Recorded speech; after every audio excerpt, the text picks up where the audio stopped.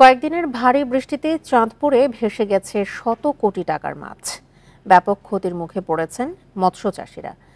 পুকুর জলাশয়ে জাল দিয়ে ঘিরেও মাছ রক্ষা করতে পারছেন না তারা। মৎস্য বিভাগ বলছে, ক্ষতিগ্রস্তদের সহায়তায় তালিকা করে ঊর্ধ্বতন কর্তৃপক্ষের কাছে পাঠানো হবে। প্রিয় নম্বর সেট করে বিকাশে সেন্ড মানি করুন ফ্রি।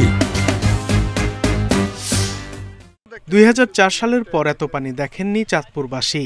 ভারী বৃষ্টিতে রাস্তাঘাট ঘরবাড়ির পাশাপাশি ব্যাপক ক্ষতি হয়েছে মাছ চাষিদের। জেলার ৮ উপজেলার মধ্যে ফরিদগঞ্জ, হাজীগঞ্জ, শাহরাস্তি ও সদর উপজেলায় ২০,০০০ পুকুর ও শতাধিক ঘেরের মাছ ভেসে গেছে। বেশি ক্ষতি হয়েছে ফরিদগঞ্জে। এই উপজেলার ৩৫টি মাছের ঘের ভেসে গেছে।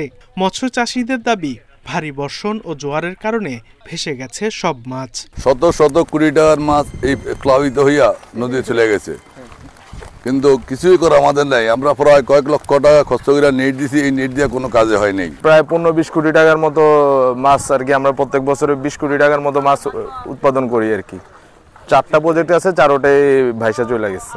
ঘের ও পুকুরের মাছ রক্ষায় পরামর্শ দেওয়ার পাশাপাশি ক্ষতিগ্রস্তদের তালিকা ও ক্ষতির পরিমাণ নির্ণয়ে কাজ চলছে বলে জানিয়েছেন উপজেলা মৎস্য কর্মকর্তা।